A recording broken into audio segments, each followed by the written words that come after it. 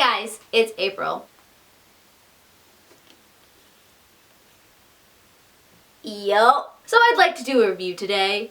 If you haven't guessed that by now, I'm assuming that the title or the thumbnail, attracted you to this video so that you know that this is a review. I'm gonna do this review in the same way I do all of my other reviews. I will have the spoil-free section first, and then if I have any spoiled-filled thoughts that need to leave my body, I will let you know when that is about to happen. So let's get started talking about this book. This is Wires and Nerves by Marissa Meyer. When I heard that this book was going to happen, I nearly lost it because I thought we were done with the Lunar Chronicles, and apparently we're not. This means that just talking about this book may spoil you for some of the rest of the series. So if you haven't read the series, go and read that first, and then if you decide to continue on, there's this. This is the first graphic novel in the series. This takes place, well, if you really want to get technical about it, it's kind of sort of in between with Stars Above. And this story centers around Aiko. So Cinder has become queen and she's working to rebuild Luna, at the same time trying to keep the peace with Earth. Unfortunately, a lot of the wolf hybrids that had been sent down to Earth previously have gone into hiding and are starting to create havoc on Earth, and so the relationship is a little rocky. Aiko decides that she is the best candidate for going down and rounding up these wolves and making sure that the peace is restored. In the beginning of this book, we open with Aiko in such a hunt, and oh my gosh, can she kick butt. I love the fact that this is all about Aiko. Aiko is one of my favorite characters in this series, and just to have a story based all around her is extremely interesting because Aiko is in this weird place of feeling human but not being human, and she deals with all of these emotions of what that means and how she's kind of ostracized from both parts of who she is, both from the human side and the robotic side. She doesn't know where she fits, and that plays a lot into the internal dialogue that goes on with Aiko.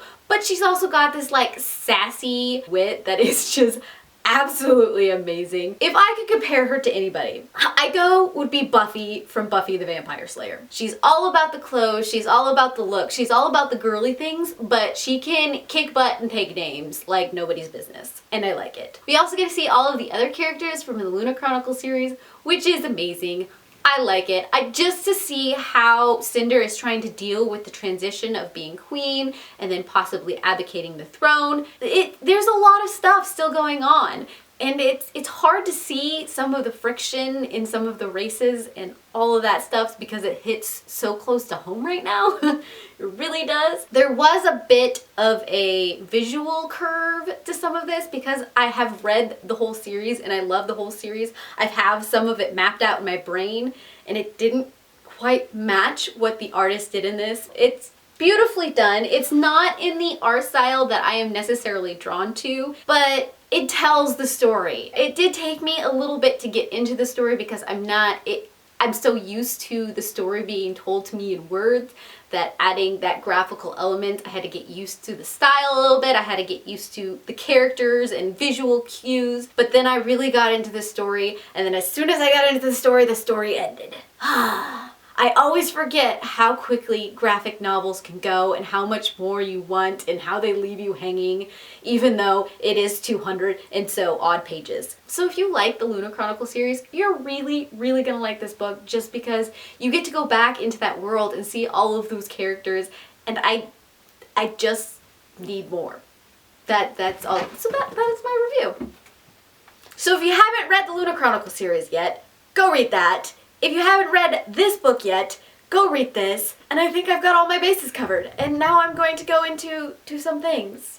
As I said, there is some friction in the story that is hitting really close to home because we have some prejudices against Aiko that are painful to see. Especially since I'm so connected to Aiko as a character. She is human to me at this point, even though certain entities do not want to recognize her as human or as sentient. They see her as flawed and as lower class, and so close to home.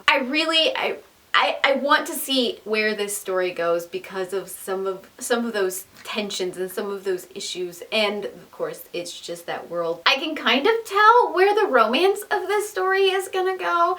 I mean, they even stated it a little bit in the story themselves with, did I read the sexual tension wrong? I don't think you did.